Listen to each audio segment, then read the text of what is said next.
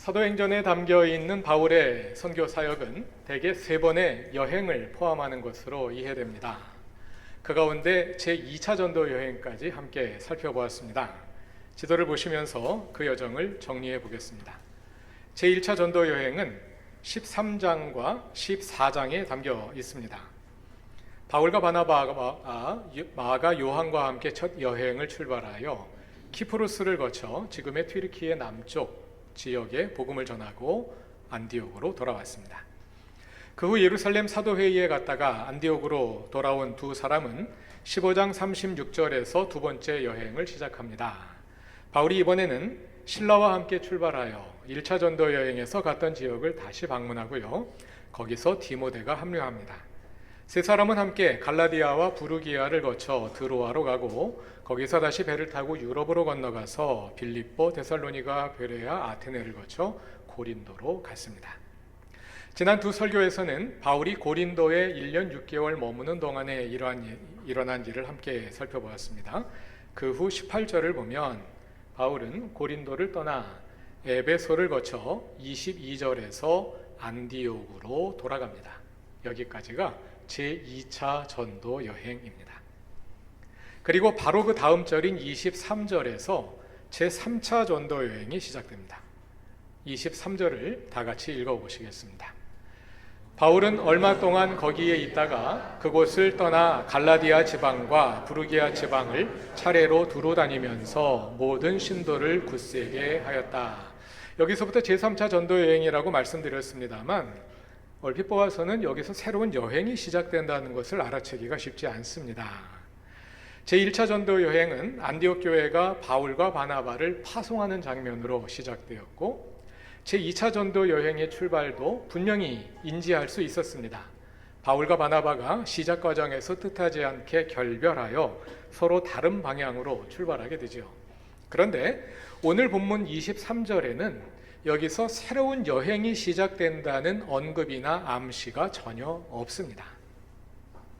그래서 보통 우리가 여기서부터의 본문을 제3차 전도 여행이라고 부르기는 합니다만 성서학자들 가운데는 23절 이하에 담긴 바울의 사역을 제3차 여행이라 부르는 것이 적절하지 않다고 보는 사람들이 많습니다. 왜냐하면 그 후 바울의 사역은 지금까지와는 사뭇 다른 방식으로, 다시 말해서 여행이 아닌 방식으로 전개되기 때문입니다. 1차와 2차 전도 여행에서 바울은 여러 지역을 옮겨 다니면서 복음을 전했습니다. 문자 그대로 전도 여행이었습니다. 그러나 3차 전도 여행이라 불리는 기간에 바울은 주로 한 지역, 에베소에 오래 머물렀습니다. 그래서 그것을 전도 여행이라 부르기가 좀 어렵습니다.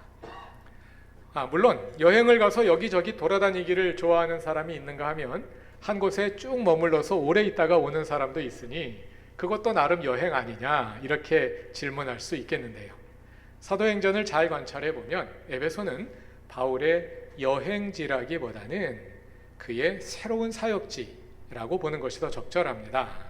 2차 전도 여행까지 바울의 본거지라는 표현이 조금 어색할 수 있겠습니다만 더 좋은 표현이 생각이 안 나서 바울의 본거지는 안디옥이었습니다.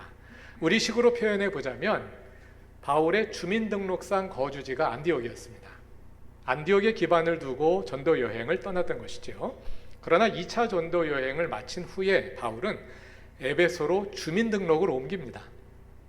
안디옥에서 에베소로 아예 이사를 간 것입니다.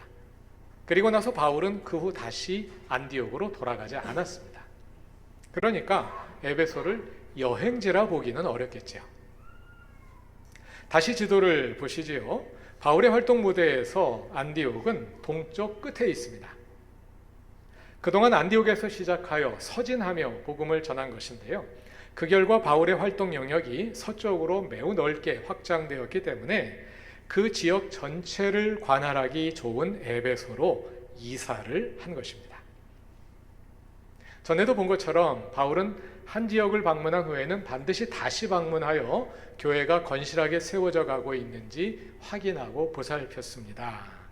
제1차 전도 여행에서 튀르키예 남부 지역의 교회를 세우고 돌아오는 길에 그 교회들을 다시 한번 방문했고요. 제2차 전도 여행 초반부에 그 지역을 또 한 번 방문하며 관리했습니다. 그럼 2차 전도 여행에서 세운 교회들도 다시 방문해야겠죠. 본문 23절입니다. 우리가 3차 전도 여행이라고 부르는 그 과정이 시작되는 본문인데요. 다시 다 같이 읽어보겠습니다. 바울은 얼마 동안 거기에 있다가 그곳을 떠나 갈라디아 지방과 부르기아 지방을 차례로 두루 다니면서 모든 신도를 굳세게 하였다. 갈라디아 지방과 부르기아 지방은 바울이 제2차 전도 여행 중 방문한 곳입니다. 지도를 보시면 바울은 그 후 드로아를 거쳐 마케도니아와 아가야 지방으로 건너갔는데요. 바울은 에베소 사역을 마치고 예루살렘으로 가는 길에 이 지역을 다시 방문합니다. 유럽 지역을 위한 2차 전도 여행 사역이 이렇게 마무리가 되는 것이지요. 그래서 어떻게 보자면 에베소 목회 활동은 크게 보자면 2차 전도 여행의 테두리 안에 있다, 이렇게도 말할 수 있습니다. 이렇게 바울의 에베소 사역은 전도 여행이라기보다는 그의 새로운 사역지인 에베소에 오래 머물며 그 전에 세운 교회들을 다지고 보살피는 목회 활동이었다 할 수 있겠습니다. 바울의 에베소 사역은 19장 8, 9, 10절에 잘 요약되어 있습니다. 먼저 19장 8절을 다 같이 읽어봅시다. 바울은 회당에 들어가서 석 달 동안 하나님 나라의 일을 강론하고 권면하면서 담대하게 말하였다. 에베소에서도 바울은 먼저 유대인들의 회당을 찾아가서 하나님 나라 복음을 전했습니다. 그러나 여기서도 복음을 반대하는 완고한 유대인들이 있었습니다. 그래서 바울은 다른 방법을 강구합니다. 이어지는 구절을 다 같이 읽어봅시다. 그러나 몇몇 사람은 마음이 완고하게 되어서 믿으려 하지 않고 온 회중 앞에서 이 도를 비난하므로 바울은 그들을 떠나 제자들을 따로 데리고 나가서 날마다 두란노 학당에서 강론하였다. 유대인들의 반대가 심하므로 회당에서 복음을 전하는데 어려움이 많았습니다. 그래서 바울은 3개월간의 회당 설교를 마무리한 후에 두란노 학당, 개역개정 성경의 표현으로는 두란노 서원으로 장소를 옮겨 거기서 2년간 복음을 전합니다. 2년이라는 기간은 10절 첫 문장에 언급됩니다. 성경에 이태라고 번역되어 있는데 2년이라는 뜻입니다. 그렇게 해서 바울의 에베소 체류 기간은 2년 3개월이 됩니다. 여기서 두란노로 음력된 헬라어 튀란노스는 사람의 이름입니다. 튀란노스라는 스승이 가르치던 학당이라는 뜻일 수도 있고 그냥 튀란노스라는 사람이 소유한 학당이라는 뜻일 수도 있습니다. 10절이 말하는 것처럼 수많은 유대인들과 이방인들이 두란노 학당을 찾아와서 바울이 전하는 복음을 들었습니다. 바울은 에베소 사역을 마친 후 예루살렘으로 올라갔다가 유대인들의 소란에 의해 붙잡혀 투옥되고 로마로 이송됩니다. 그러니까 사도행전에 국한해서 보자면 에베소는 바울이 자유인으로서 목회했던 사실상 마지막 사역지라 할 수 있습니다. 그는 2년 3개월간 에베소에 머물면서 그동안 자신이 세운 교회들을 관리했습니다. 편지나 인편으로 소식을 주고받으며 각 지역의 상황을 파악하고 그에 맞는 목회적인 대처를 했습니다. 편지를 보내기도 했고요, 사람을 보내기도 했고요, 그 자신이 직접 방문하기도 했습니다. 고린도 전서와 후서를 읽어보면 그런 상황을 잘 알 수 있습니다. 바울 서신 가운데 고린도 전서와 고린도 후서 그리고 그것을 포함하는 더 많은 편지들이 있었을 것임을 우리가 두 편지를 자세히 읽어보면 알 수가 있는데요. 그 고린도 서신들이 이 기간에 에베소에서 보내졌고요. 성서학자들에 따라서는 갈라디아서, 빌립보서, 빌레몬서도 이 기간에 저술되었다고 보기도 합니다. 그리고 로마서는 바울이 에베소 사역을 마치고 예루살렘으로 가는 길에 고린도에서 저술되었습니다. 바울의 많은 중요한 서신들의 저술이 이 기간에 이루어졌음을 알 수 있는 것이죠. 또 에베소에서의 전도 활동을 통해 많은 사람이 주님께 돌아왔습니다. 그는 앞에서 본 것처럼 유대인들의 회당들과 두란노 학당을 비롯한 여러 곳에서 복음을 전했습니다. 그 결과 에베소의 복음이 편만하게 전해지고 또 복음과 교회가 만개합니다. 본문 10절을 다 같이 읽어봅시다. 이런 일을 이태 동안 하였다. 아시아에 사는 사람들은 유대 사람이나 그리스 사람이나 모두 주님의 말씀을 듣게 되었다. 유대인과 헬라인을 포함하여 아시아에 거주하는 모든 사람이 주님의 말씀을 들었습니다. 사도행전에 자주 사용되는 과장법이 여기도 나옵니다. 100%한 사람도 빠짐없이 모두 다 들었다는 얘기냐? 그렇게 이해할 필요는 없고요. 그렇게 말할 수 있을 정도로 복음이 널리 확산되었다는 뜻으로 읽으시면 되겠습니다. 그 결과가 19장 20절에 서술됩니다. 다 같이 읽어봅시다. 이렇게 하여 주님의 말씀이 능력 있게 퍼져나가고 점점 힘을 떨쳤다. 바울의 복음이 에베소에서 만개하고 있었음을 잘 보여줍니다. 오늘의 본문은 그렇게 복음이 만개한 가운데 일어난 흥미로운 사건을 하나 보도합니다. 정확히 말하면 두 개의 사건이 하나로 연결되어 있는데요. 먼저 18장 21절을 보시지요. 그 앞에 19절부터 보시지요. 바울은 2차 전도 여행을 마치고 브리스길라 아굴라 부부와 함께 고린도를 떠나 에베소로 왔습니다. 브리스길라와 아굴라는 에베소에 계속 머물러 있었고 바울은 안디옥으로 귀환했다가 이삿짐을 챙겨서 에베소로 오고 있는 중이었습니다. 24절을 보면 그 기간에 알렉산드리아 태생의 아볼로라는 유대인이 에베소에 왔습니다. 아볼로는 말을 잘하고 성경에 능통했으며 가르치는 일에서 탁월한 능력을 발휘했습니다. 그러나 아볼로에게는 한 가지 부족한 점이 있었습니다. 그래서 26절을 보면 브리스길라와 아굴라가 그를 데려다가 부족한 점을 보완하여 아가야 곧 고린도로 보냅니다. 그가 보완해야 할 점은 무엇이었을까요? 25절을 다 같이 읽어봅시다. 그는 이미 주님의 도를 배워서 알고 있었고 예수에 관한 일을 열심히 말하고 정확하게 가르쳤다. 그렇지만 그는 요한의 세례밖에 알지 못하였다. 그는 요한의 세례밖에 알지 못했답니다. 이 말이 무슨 뜻일까요?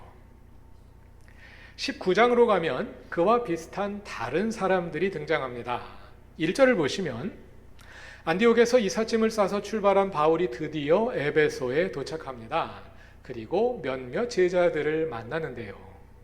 사도행전에서 제자란 그리스도인들을 가리키는 다른 이름입니다. 그리스도인들입니다. 2절에서 바울이 묻습니다.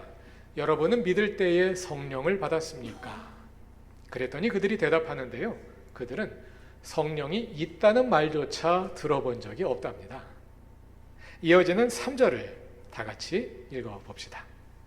바울이 다시 물었다. 그러면 여러분은 무슨 세례를 받았습니까? 그들이 요한의 세례를 받았습니다 하고 대답하니 요한의 세례만 받았고 성령에 대해서는 그 존재조차 알지 못하는 사람들이었습니다. 그들이 누구일까요? 이 본문과 관련해서 다양한 역사적 추론이 있습니다. 세례 요한의 제자들 또는 세례 요한을 추종하는 분파의 일원일 것이라고 보는 사람들이 있습니다. 기원 후 3세기경에 나온 세례 요한을 추종하는 사람들에 의해 기록된 문서가 있고요. 최근까지도 그런 사람들이 있다고 합니다. 아마도 그 사람들의 일원이 아니겠느냐 하고 보는 사람들이 많이 있습니다. 그러나 사도행전은 그들을 교회 안에서 일어난 현상으로 서술하기 때문에 그리 간단하지가 않습니다. 사도행전 1장 5절에 이와 관련된 언급이 나오는데요. 부활하신 예수께서 사도들과 함께 지내시는 동안 하신 말씀입니다. 사도행전 1장 4절과 5절을 다 같이 읽어보겠습니다. 예수께서 사도들과 함께 잡수실 때에 그들에게 이렇게 분부하셨습니다. 너희는 예루살렘을 떠나지 말고 내게서 들은 아버지의 약속을 기다려라. 요한은 물로 세례를 주었으나 너희는 여러 날이 되지 않아서 성령으로 세례를 받을 것이다. 오순절 성령 강림을 예고하시는 말씀인데요. 이 말씀에 따르면 오순절 성령을 받기까지는 사도들도 요한의 세례밖에 알지 못하는 사람들이었습니다. 그러니까 오늘 본문에 나오는 사람들은 오순절 성령을 받기 전에 사도들과 같은 처지에 있던 사람들이라고 할 수 있겠는데요. 그럼 그들은 예수를 믿지만 아직 성령을 받지 못한 사람들일까요? 18장 25절로 가면 또 얘기가 더 복잡해집니다. 18장 25절을 보면 아볼로가 나오는데요. 아볼로가 예수에 관한 일을 열심히 말했다고 하죠. 여기서 열심히로 번역된 헬라어구를 직역하면 성령의 열심으로입니다. 아볼로는 요한의 세례밖에 알지 못하는 사람이지만 성령의 열심을 가진 사람으로 그려지고 있습니다. 이런 내용을 다 종합해 보면 너무 복잡해집니다. 요한의 세례만 아는 사람들이 도대체 누군지 그 정체를 가늠하기가 참 어려워집니다. 그래서 더 깊은 논의로 들어가지는 않으려고 합니다. 정확히는 알 수 없지만 그러나 오늘의 본문을 통해 우리가 분명히 알 수 있는 사실이 한 가지 있는데요. 그것은 초대교회가 처음부터 완전한 모습으로 존재하는 것이 아니라는 점입니다. 우리는 오늘 우리가 가지고 있는 완성된 기독교 신앙이 처음부터 주어졌고 처음부터 그렇게 이어져 온 것이라고 생각하기 쉽습니다. 그렇지 않습니다. 역사적인 과정이 있었습니다. 그리고 다양성이 있었습니다. 에베소 교회에 예수를 믿으나 요한의 세례밖에 알지 못하는 사람들이 있었는데 그 사람들 사이에서도 차이가 있었던 것이죠. 19장에 나오는 사람들은 성령의 존재조차 알지 못합니다. 그래서 바울은 4절에서 그들이 다시 세례를 받게 했습니다. 6절에서는 그들에게 안수하여 성령을 받게 했습니다. 18장에 나오는 아볼로는 그들보다는 한 걸음 더 진전해 있습니다. 그는 19장에 나오는 사람들처럼 요한의 세례밖에 알지 못했지만 그들과 달리 성령의 열심으로 예수에 관한 일들을 잘 가르치고 정확하게 가르쳤습니다. 아볼로가 다시 세례를 받았다는 말은 없습니다. 초대교회 내에 정확히 할 수는 없으나 이렇게 다양한 신앙 현상들이 공존하고 있었다는 것입니다. 예수 그리스도에 관한 온전한 신앙과 불완전한 신앙이 함께 존재했습니다. 그들은 서로 영향을 주고받으며 온전한 모습으로 함께 성숙해 갔습니다. 그것이 에베소에서 만개한 복음의 일면이었습니다. 우리가 이 지점에서 주목할 점이 하나 있습니다. 19장 20절의 요약문을 다 같이 다시 읽어봅시다. 이렇게 하여 주님의 말씀이 능력 있게 퍼져나가고 점점 힘을 떨쳤다. 그것은 단순히 교회의 성장이 아니라 말씀의 성장이었습니다. 앞에서 읽은 사도행전 1장 5절에서 부활하신 예수님은 요한은 물로 세례를 주었으나 제자들은 성령으로 세례를 받을 것이라고 말씀하셨습니다. 요한의 물 세례와 성령 세례가 대조되는데요. 이 성령 세례를 성령의 은사와 동일시하는 분들이 있습니다. 미국의 오순절 교회, 그리고 그 영향을 받아서 한국에 세워진 순복음 교회에 계신 분들은 그렇게 보는 관점을 가지고 있습니다. 그분들은 특히 방언을 강조합니다. 그러나 사도행전 어디에서도 성령 세례를 성령의 은사와 동일시하는 구절은 없습니다. 사도행전 2장의 오순절 방언이 나오지요. 그러나 그 방언은 우리가 사도행전 2장을 읽으며 확인한 것처럼 알아들을 수 없는 말, 오늘날 한국에서 나타나고 있는 방언 현상과 같은 그런 방언이 아닙니다. 그 방언은 지방 언어입니다. 그 시대에 사용되던 언어들, 메소포타미아의 언어, 엘람의 언어, 가파도기아의 언어, 그 리비아의 언어, 이런 다양한 지방 언어들입니다. 오늘날 우리가 생각하는 성령의 은사들과는 다른 현상들이죠. 사도행전은 성령의 역사를 강조합니다.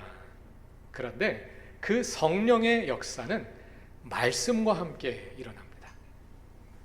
성령의 역사로 교회가 성장했는데 그 근본에는 말씀의 성장이 있었습니다.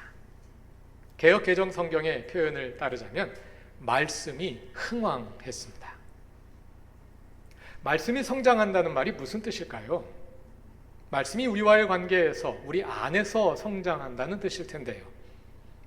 우리 몸의 성장과 비교할 수 있겠습니다. 몸이 성장하면 키가 자라고 몸무게가 늘어나고 신체의 조직들이 더 세밀하게 조직되면서 힘이 세져서 더 많은 일을 할 수 있게 되지요. 말씀이 우리 안에서 성장할 때 말씀에 대한 알매 깊이와 넓이가 더해지고 그 말씀이 우리 안에서 체계화됩니다. 그래서 우리의 신앙이 함께 성장해 갑니다. 교회가 양적으로 성장할 뿐 아니라 교인들이 질적으로 성장하며 그 말씀에 대한 실천이 더 세밀해져 갑니다. 에베소 교회에서 그런 일이 일어났을 것입니다. 그렇게 에베소에 전해진 복음이 꽃을 피워가고 열매를 맺어가고 있었습니다.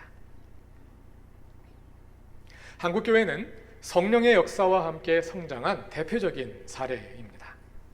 지난 세기 한국교회에는 뜨거운 성령운동이 전국적으로 일어났고 교회가 세계사상 유례가 없는 성장을 이루었습니다. 많은 사람들이 그것을 사도행전의 초대교회에서 일어난 교회의 성장이 재현되는 것으로 받아들였습니다. 그러한 측면도 있었을 것입니다. 그러나 안타깝게도 한국교회에서는 교회 성장에 걸맞는 말씀의 성장이 함께 일어나지 못했던 것 같습니다. 초기에는 그랬습니다. 한국교회 초기에는 곳곳에서 부흥 사경회가 열렸습니다. 사경회라는 말은 성경을 조사한다, 성경을 연구한다 하는 뜻입니다. 그것은 성도들이 함께 모여서 말씀을 공부하며 기도하는 모임이었습니다. 그러한 말씀 성장이 회개운동으로 나타났고 교회의 부흥으로 이어졌습니다. 1970, 80년대를 지나면서 한국교회에 부흥 사경회가 재현되는 듯 했습니다. 그러나 사경회는 없어지고 부흥회만 남았습니다. 감정을 고양시키는 열광적인 집회가 이어졌습니다. 그 모든 것의 중심에는 내가 있었습니다. 나의 문제를 해결하고 내가 잘 되는 것이 목표였습니다. 말씀에 대한 깊은 탐구와 신앙의 본질에 대한 추구는 찾아보기 어려웠습니다. 코비드 팬데믹을 지나면서 한국교회에 나타난 여러 가지 현상들 가운데 신앙의 양극화라고 부르는 것이 있습니다.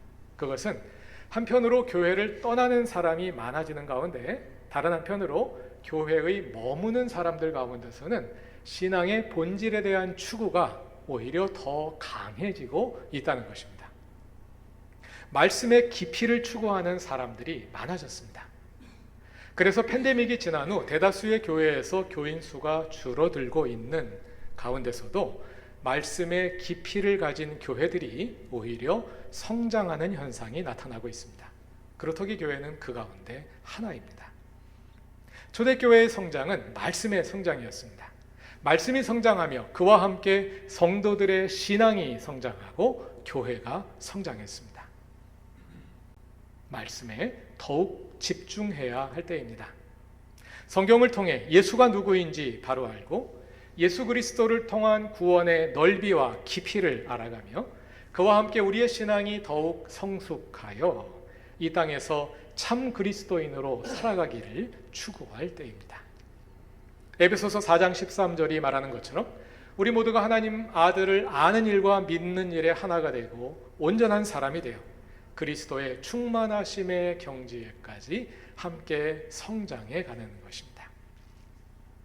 그리할 때 교회의 본질이 다시 회복되고 교회가 이 세상에서 진정한 예수의 증인의 역할을 잘 감당하게 될 것입니다. 초대교회를 친히 이끌어 가시며 말씀과 교회의 성장을 이루셨던 성령께서 오늘도 우리와 함께 하셔서 우리를 친히 가르쳐 주시고 우리의 눈과 귀를 열어서 예수 그리스도를 바로 알고 따르게 하시기를 간구합니다. 말씀과 함께 성장하는 그루터기 교회의 사랑하는 모든 교우들을 주님께서 기뻐하시고 주님 나라 위에 귀하게 사용해 주시기를 바랍니다. 다 같이 기도드리겠습니다. 하나님, 말씀을 통해 우리가 주님을 알게 하시고 주님 나라를 배워가게 하심을 감사합니다. 주님의 말씀이 우리 안에서 지속적으로 성장하게 하소서. 그리고 말씀과 함께 우리의 신앙이 성장하여 그리스도의 충만하심의 경지에 이르러 가게 하소서. 말씀을 토대로 교회가 바로 세워지고 주님 나라가 이루어져 가며 그로 인해 주님의 이름이 영광 받게 하소서. 예수님의 이름으로 기도드립니다. 아멘.